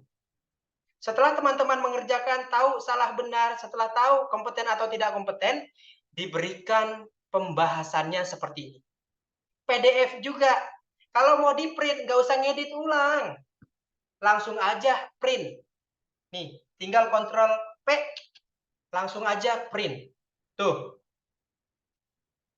Kayak gini. Kalau mau di print. Jadi nggak usah sibuk-sibuk harus ngetik ulang. Kalau buat belajar, tinggal ambil file pembahasannya dari Voko, tinggal di print. Kalau mau dijadikan bahan belajar kembali. Jadi ikut tryout di Voko, itu ikutnya sekali, bayarnya sekali, dipakainya berkali-kali. Ini baru satu paket. Nih tuh, baru satu paket soal. 180. Di Voko itu paketnya ada banyak. Mau berapa ribu? Ada. Jumlah soal UKOM di Voko itu banyak. Jadi sekali lagi buat teman-teman, enaknya ikut tryout di Voko kayak tadi. Nilai edukasinya ada, jadi nggak cuma ngerjain tryout. Ini kalau tryoutnya doang ya. Kalau mau tryout plus bimbelnya nih, sudah diperbarui. Udah disediakan sedemikian rupa supaya teman-teman bisa ikut. Kalau harga tryoutnya kan tadi 110 ya. Tapi kalau misalnya mau hemat nih, Voko Mini saya jelasin dari Voko Mini. Nanti kalau misalnya teman-teman ada yang berminat ikut kelas yang mana, langsung aja japri supaya dapat harga promonya, karena promonya berlaku saat live Zoom. Saya jelasin deh satu-satu biar nggak pusing. Mohon perhatikan bagian kelas. Kelas yang saya tampilkan di layar adalah paket hemat daripada kalian ikut tryout-nya doang. Ujung-ujungnya, saya pusing mas, mau belajar bareng dosen. Ambil yang ini aja. Udah jelas nanti ketemu dosen via Zoom, dan mengerjakan tryout. Kalau di tryout-nya ada yang nggak ngerti, tanyain pada saat ketemu dosen di Zoom. Di Oktober itu Senin sampai Jumat. Tanggal-tanggalnya beda-beda. Kalau kalian milih Voko Mini, harga normalnya 210, tapi harga promonya dari 125. Ini yang cukup dibayar ini aja, harga promo. Tapi syaratnya WA pada hari ini. Mas, saya mau ambil Voko 1 gitu ya. Bayarnya tapi besok, nggak apa-apa. Atau mau langsung hari ini biar nggak keduluan promonya, nggak apa-apa. Lebih cepat, lebih baik. Voko Mini harga 125, pertemuannya 5 kali, Senin sampai Jumat, mendapatkan file pembahasan, rekaman Zoom, tidak dapat sertifikat bimbel, tapi mendapatkan tryout. Jadi, 5 kali bimbel, 1 kali tryout 180 soal. Diberikan pembahasan seperti tadi. Atau yang Voko Gold aja mas, saya sukanya belajar bareng dosen aja, boleh. Voko Gold 1 biayanya 150. Jumlah pertemuannya 2 kali lipat, tapi sayangnya dia nggak dapat tryout. Loh mas, saya mau yang komplit aja deh, yang murah, yang mana? Kalau ibu-ibu kan sukanya yang diskon besar-besaran ya. Mana ibu-ibu? Kalau mau diskon yang lebih banyak, ini ambilnya yang Voko Gold. Ini Mas Adi rekomendasinya Voko Gold aja. Voko Gold 2. Kenapa Voko Gold 2 Mas rekomendasinya? Biaya normalnya 750, tapi didiskon jadi 250. Nih, 250 pertemuannya semua nih. Semua pertemuan dibabat habis ke Voko Gold, yaitu 15 kali pertemuan. Semua fasilitas sama, cuma ada tambahan fasilitasnya, yaitu nanti akan diinfokan loker luar negeri sebagai caregiver. Negaranya Jepang dan Taiwan. Nah, nanti di-invite ke dalam grup untuk loker Jepang. Loker luar negeri. Kalau ikut yang Voko Gold 2. Ini bagi yang sedang cari kerja nanti. Kalau yang udah praktek sendiri di tempatnya nggak usah. Udah banyak duitnya. Ini bagi teman-teman yang duitnya belum banyak. Duitnya belum banyak. Bisa aja nih Mas Adi gitu. Jadi kalau Voco Gold 2 spesialnya biayanya cuma 250, pertemuannya seluruhnya diikuti, fasilitasnya sama dengan kelas-kelas sebelumnya, yang membedakan mendapatkan info loker luar negeri, mendapatkan tryout juga sama, tapi kalau bayarnya pada saat live Zoom sekarang, nanti didiskon 50. Jadi harganya 250. Kalau bayarnya saat Zoom, Mas Adi masih ada di Zoom, teman-teman sambil m-banking, bayarnya cuma 200. Tuh. Kalau teman-teman bayarnya pada saat Zoom, untuk Voco Gold 2, bayarnya cuma 200. Karena didiskon 50.000 bayar Voco Gold 2 saat live Zoom. Nih yang ini nih. Coba dilihat layarnya teman-teman. Voco Gold 2 itu udah promo nih 250, ditambahin promo diskon. Cukup bayar 200.000 tapi saat live Zoom. Jadi kalau yang pakai m-banking silakan. Mas, saya bayar yang Voco Gold 2 langsung 200.000 aja.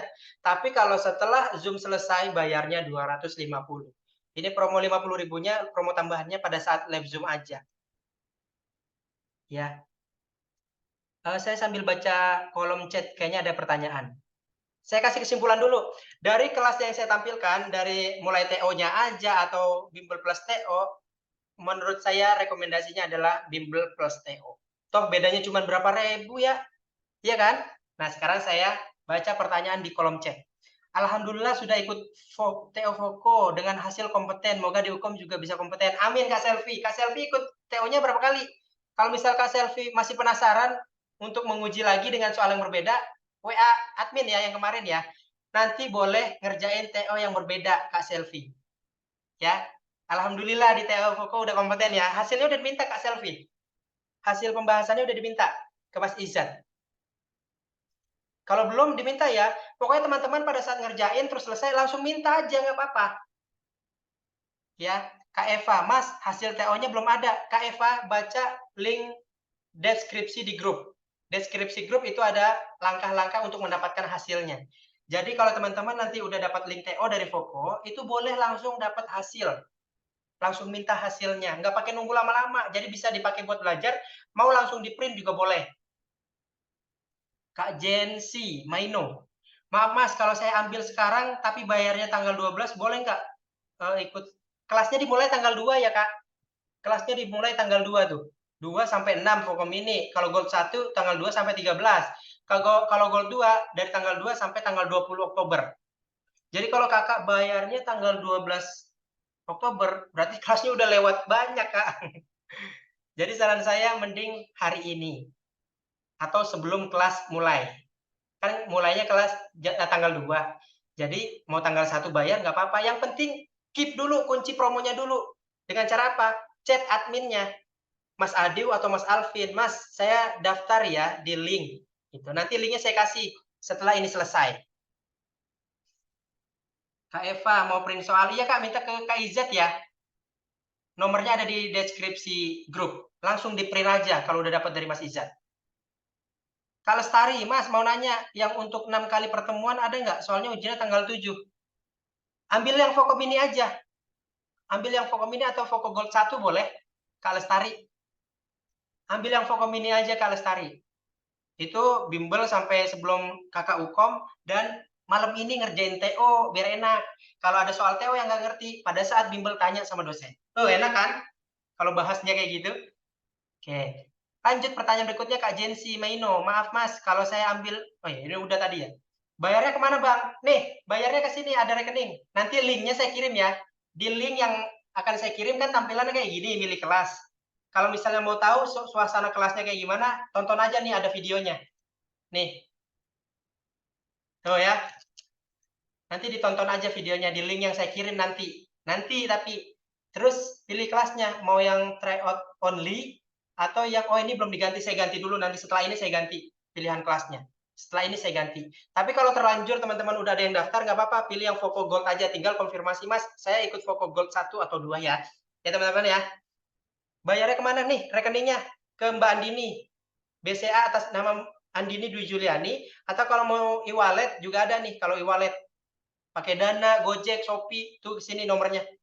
Nomor virtual account-nya. Ada di linknya semuanya, informasinya lengkap kok. Tapi saya mau clearin dulu biar teman-teman paham sama fasilitasnya. Biar nggak gantung, Mas saya udah bayar tapi bingung ngikutinnya. Biar nggak bingung, silakan disimak dulu.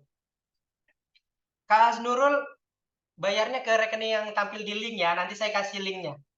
Saya ikut Fokom ini, mohon di-add grup WA-nya dong. Iya, nih HP-nya kalau kakak WA ke Mas Adiu, HP-nya masih ikut Zoom nih. Belum saya pegang. Setelah Zoom selesai, pasti saya balas satu persatu. Mau Kak 125 yang Fokom ini, silakan. Nanti linknya saya kasih, yang penting WA dulu, linknya saya kasih. WA dulu aja. Silakan. Itu ya Foko Gold, kalau bayar saat Zoom, diskon 50, jadi bukan 250, tapi 200.000.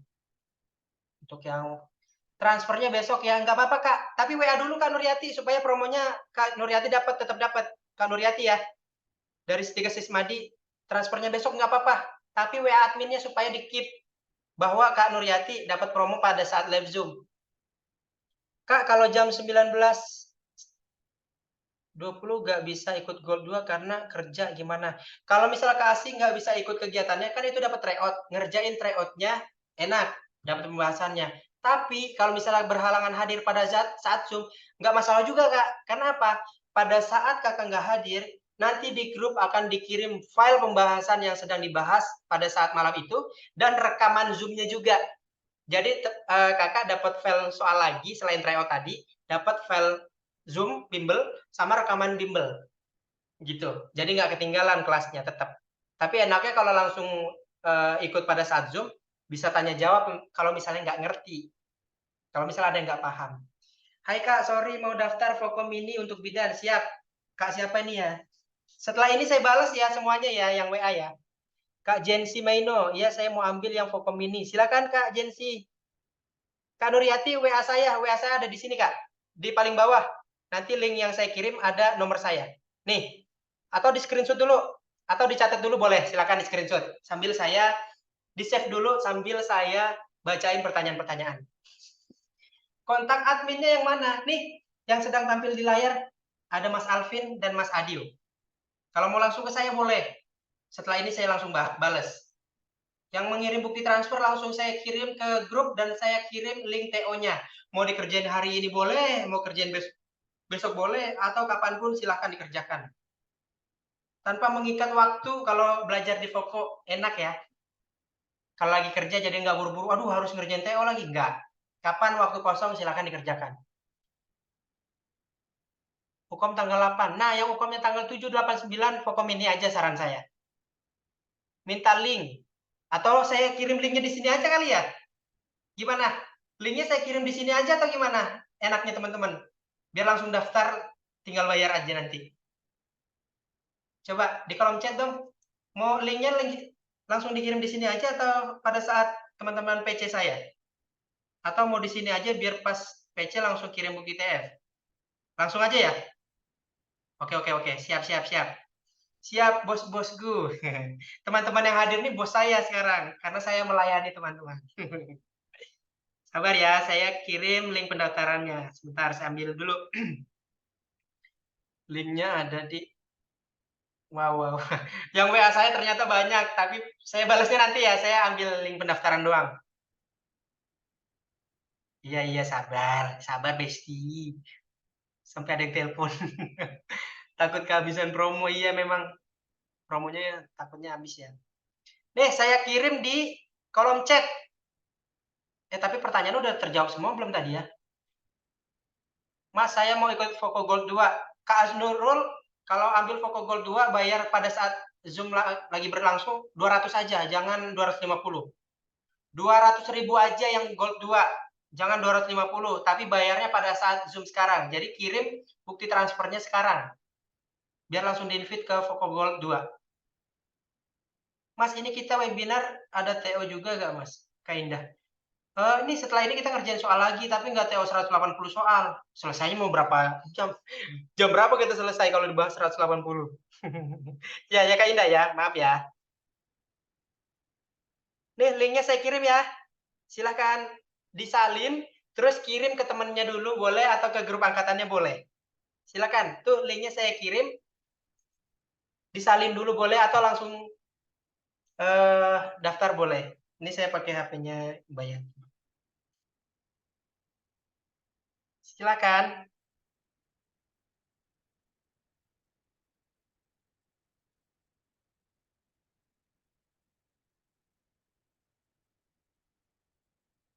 Oke, rekeningnya yang mana, Mas? Saya kirim di sini juga kah? Di link pendaftaran ada sebenarnya. Atau mau dikirim juga di kolom komentar Zoom? Mau sekalian rekeningnya biar disalin ya? Ya udah.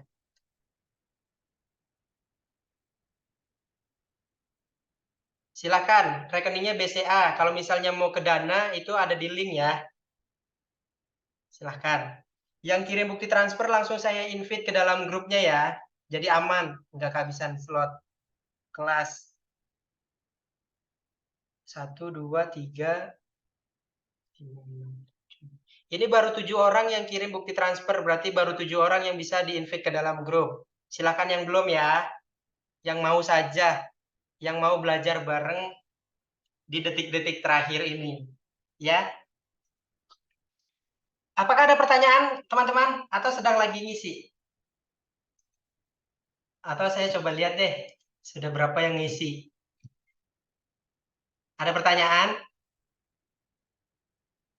Untuk teman-teman yang ada kegiatan lain, boleh kok meninggalkan Zoom jika sudah cukup informasinya. Ya, terima kasih ya sudah bersama ya teman-teman ya. Semoga bertemu di kelas berikutnya.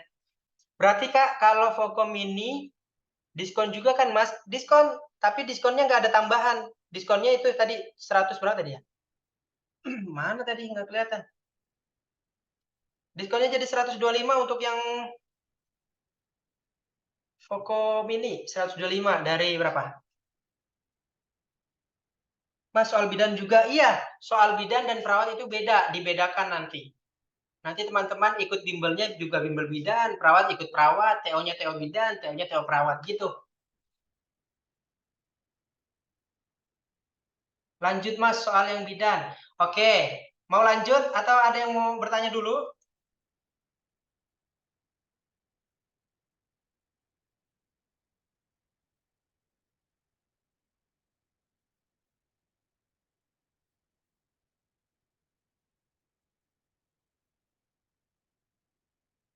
Diskon 50% malah jauh. 70% diskonnya. Plus ditambah diskon 50.000 kalau ikut Foco Gold 2. Tapi bayar pada saat Zoom.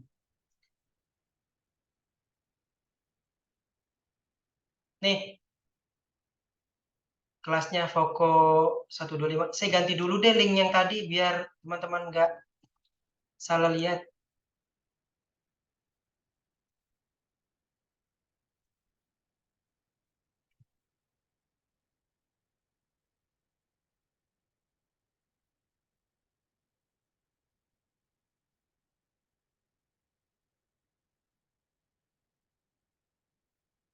Saya ganti dulu ya keterangan kelasnya ya. Ini pesertanya Foco udah 1074, tapi ini beberapa sudah ada yang lulus. Sisanya masih berlangsung kelasnya. Ini tryout only, ini ganti Foco Gold. Gold 1. Ini Gold 2.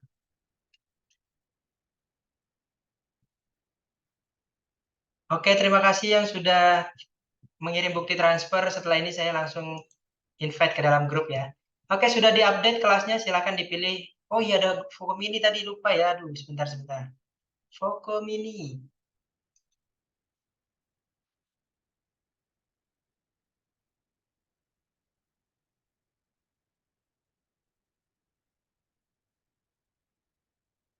Silakan, sudah diupdate kelasnya.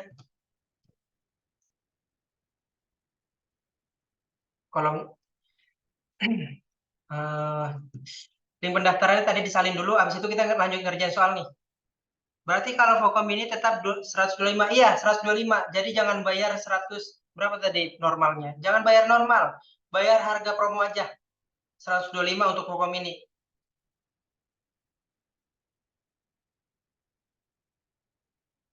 Atau mau tryoutnya aja boleh, bayarnya cukup 100.000. Kalau tryoutnya aja 100.000 ya. Jangan 110, 100.000 aja. Tapi nanggung nggak? Nambah 25.000 dapat bimbingan 5 kali. Nanggung kan? Mending Vkom ini. Oke ya, sekarang kita lanjut soal aja ya. Kita bahas soal apa enaknya. Nggak ada pilihan Vkom ini.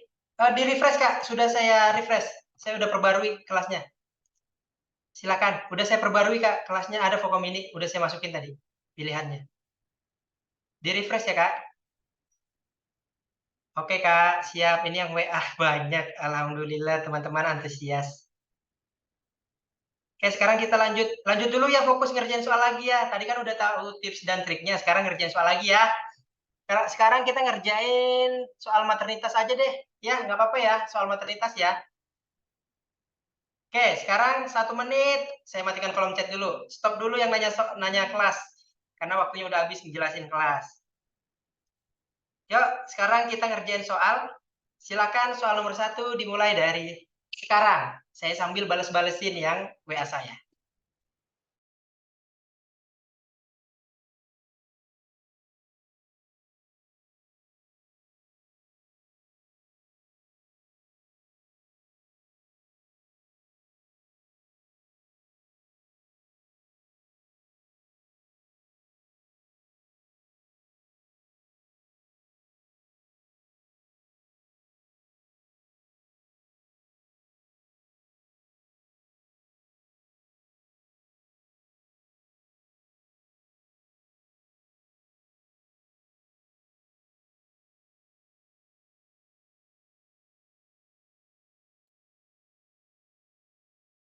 Tiga, 2, 1. Silakan dijawab di kolom chat. Ayo, mana jawabannya? E. DJJ 108 kali per menit ya. Ada yang D, plano tes positif. Yuk, yang lain. Didominasi jawaban yang E. Oke, tadi kan udah tahu tips dan triknya. Harusnya ini betulnya banyak nih, karena kebanyakan jawabannya E nih. Harusnya yang jawab E, karena jawaban terbanyak, harusnya ini benar. Karena tips dan triknya tadi dipakai, gitu ya. Oke, kalau gitu, sekarang kita lihat jawabannya. Jawaban betulnya adalah yang jawabannya betul bilang, ye betul, gitu ya. Jawaban betulnya adalah yang E. Tepuk tangan untuk yang menjawab E. Ternyata jawabannya betul. Siapa yang betul jawaban? Coba ketik di kolom chat. Ye, betul. Ye. Top. Ini baru berapa soal udah betul. Baru dites 1 soal udah betul. Gimana kalau kita ngerjain tryout, ngerjain bimbel sama dosen? Dosennya juga udah pasti panik. Toh, kok mahasiswanya bisa ngerjain soal saya sih? Oke, yang jawab betul udah banyak. Sip, mantep. Kalau gitu kita lanjut soal berikutnya. Kita tes lagi. Kita matikan kolom chat. Lagi mas, ya lucu. Lagi. Oke, kita lanjut ke soal yang kedua. Kolom chat saya matikan dulu. Silakan soal nomor 2 dimulai dari sekarang.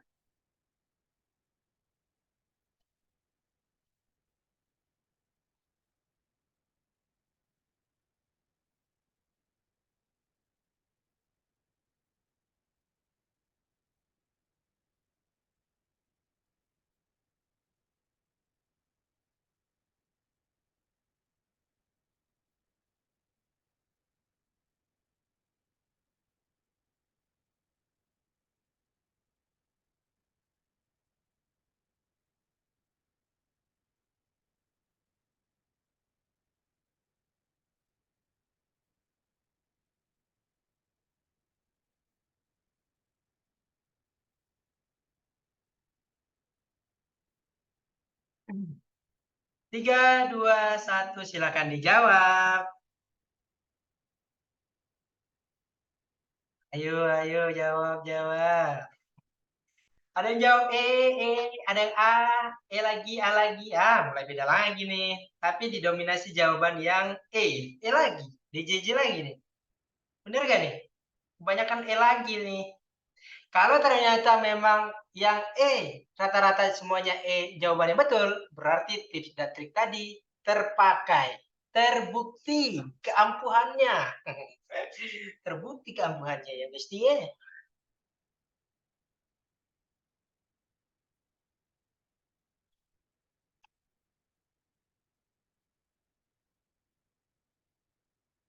Oke, kita coba lihat jawaban betulnya. Kita tes jawaban betulnya adalah yang betul jawab lagi ya. Ye, betul ya. 3, 2, 1 jawabannya adalah oke, Indah ganti jawaban C. Baru jawab ya? Jawabannya adalah luar biasa. Yang jawab betul lagi. Yang jawab betul lagi. Aku salah yang bersyukur. Top. Kalah yang bersyukur. Oke. Seru nggak kalau ngerjain soal kayak gini? Seru nggak? Seru nggak? Ayo, seru Pol. Seru dong. Jadi hukum yang tadinya penat banget di otak, kayak mumet, sumpek, sumeng di otak, akhirnya jadi lega kan? Ini karena emang dari tadi kita bahasnya nggak langsung soal, makanya kayak lama banget ya ini kegiatan gitu. Tapi kalau di bimbel itu, kita biasanya diawali tips dan trik dari dosen, terus diberikan soal langsung. Teman-teman ngerjain kayak gini, habis itu nanti dibahas mana yang salah, kenapa bisa salah, terus yang mau tanya boleh tanya gitu. Bismillah hukum seru, bismillah hukum gampang dan kompeten. Gitu ya. Oke. Kita lanjut soal berikutnya. Sebelum saya lanjut ke soal berikutnya, mohon maaf ini yang WA saya, yang WA ke Mbak Yanti atau ke nomor saya juga. Mohon bersabar, setelah ini saya langsung balas. Ini sambil saya balas, sambil teman-teman ngerjakan. Ya, tenang, jangan takut kehabisan promo. Pokoknya Gold 2 itu bayarnya hari ini. Pokoknya Gold 2, potongan 50.000, itu bayarnya hari ini. Tapi kalau ikut yang Voko Mini, Voko Gold 1, boleh bayar besok. Tapi yang khusus Gold 2 aja yang bayarnya hari ini. Ya, oke. Lanjut soal berikutnya. Saya matikan kolom chatnya dulu. Silakan dimulai dari sekarang.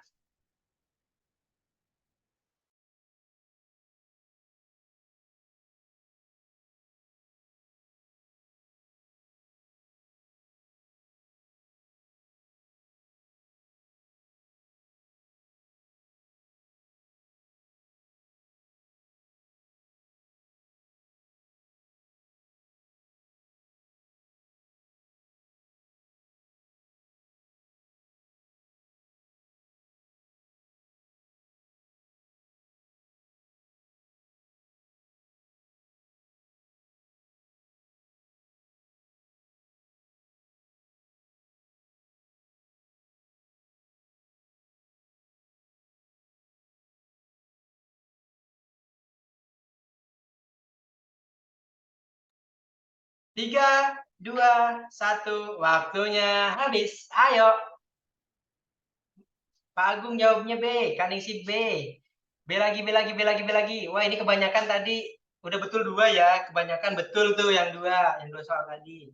Oh, kita ngerjain 3 soal tadi ya. Oke. B semua nih, menganjurkan bed rest total. Semoga betul berjamaah ya.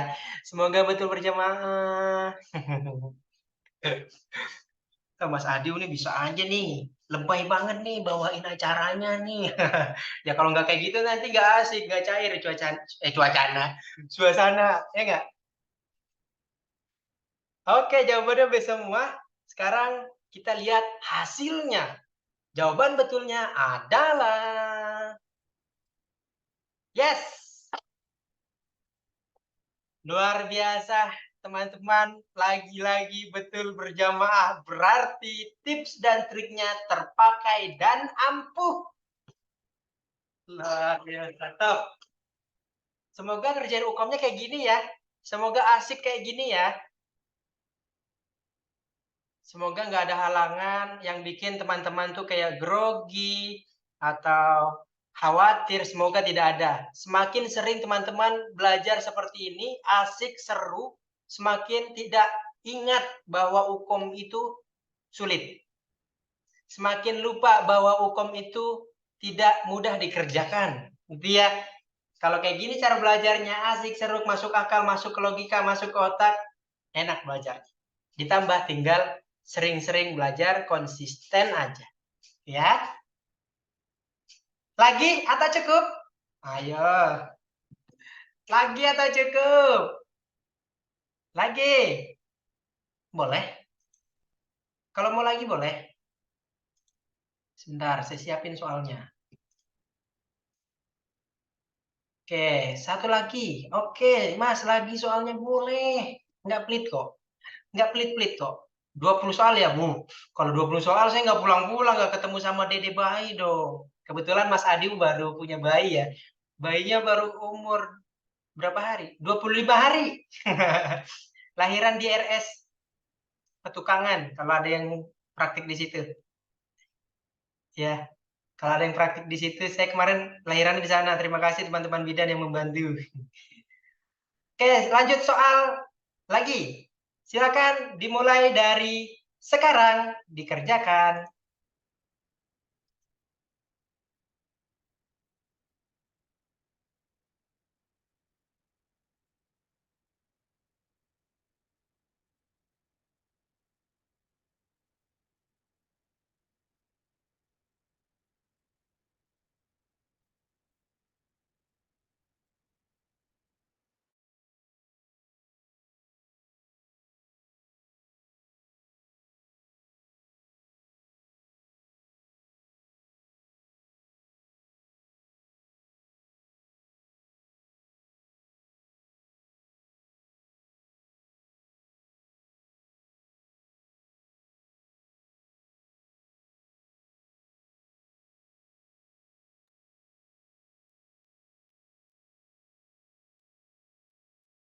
Tiga, dua, satu, waktunya habis.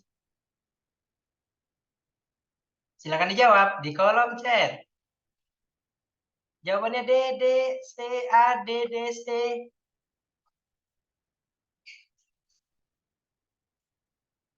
Apakah hari ini, apakah di soal ini sulit? Jawabannya sehingga berbeda-beda banyak. CD, CD, CD.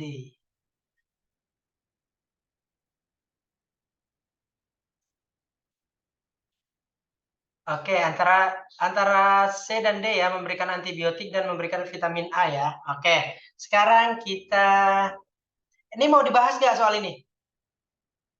Mau dibahas atau mau langsung lihat jawabannya? Soalnya ada 2 pilihan jawaban nih. Mau dibahas? Oke, boleh. Sekarang kita bahas. Seperti biasa, baca pertanyaan. Apakah rencana asuhan yang paling tepat? Seorang bayi perempuan, oke, bayi umur 1 tahun. Oke.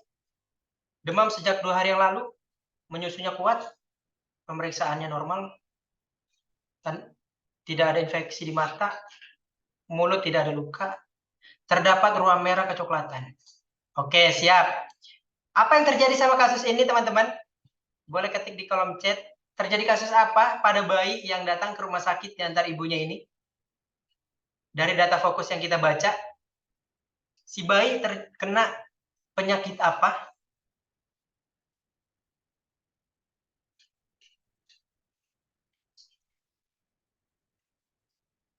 Gangguan integritas kulit, campak. Oke, hanya 2 orang, yang lain tidak tahu. Campak atau kulit. Campak. Ayo, yang lain juga. Nah, nanti kalau ngebahas sama dosen, belajar sama dosen pas di Zoom, kayak gini nih, dosennya nanya, terjadi apa nih? Kalian langsung dites nih sama dosennya. Tapi fungsinya supaya teman-teman langsung masuk, nggak cuma dengerin doang. Campak ya, oke. Udah tahu ya kasusnya campak. Kalau campak, faktor resikonya apa sih? Seorang bayi terkena campak, faktor resikonya apa ya, bunda-bunda? Ini bidan-bidan yang keren. Pasti jawabannya tepat. Kalau campak, itu faktor resikonya apa ya, bunda?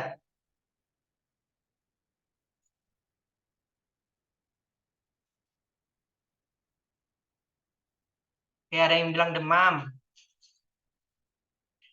Padahal ada yang jawab loh tadi, ada di kolom jawaban juga kok.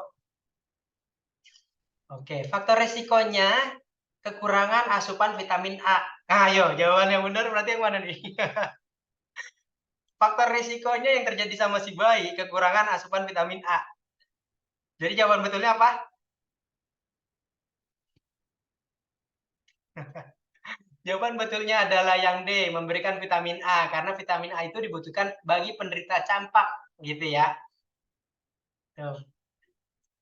Untuk meningkatkan daya tahan tubuhnya. Faktor resikonya kekurangan asupan vitamin A. Jadi, tidak pakai debat panjang lebar, bahwa si bayi cuma butuh vitamin A. Udah, nggak ada debat lain, udah itu aja. Gimana, bisa diterima soal yang ini? Apakah ada opini lain? Oh enggak mas, harusnya ini ditangani ini dulu, bla bla bla gitu. Ada? Coba saya nyalakan mikrofon, mungkin ada yang mau memberikan tanggapan. Kalau ada silahkan. Enggak mas, harusnya jangan langsung vitamin A, harusnya apa? Biar teman-teman saling sharing gitu. Coba. Ada? Atau sudah cukup? Atau sudah cukup? Nih, bisa diterima. Mikrofon sudah saya nyalakan ya, bisa dinyalakan mikrofon jika ada yang ingin menyampaikan. Bisa diterima soal yang ini? Lanjut aja, Mas. Oke. Tapi BTW anyway, Baswe, lanjut kemana ya? Karena ini sudah jam 4. Teman-teman kasihan yang sedang apa? Yang ada kegiatan lain. Gimana kalau misalnya soalnya lanjut di bimbel? Gimana?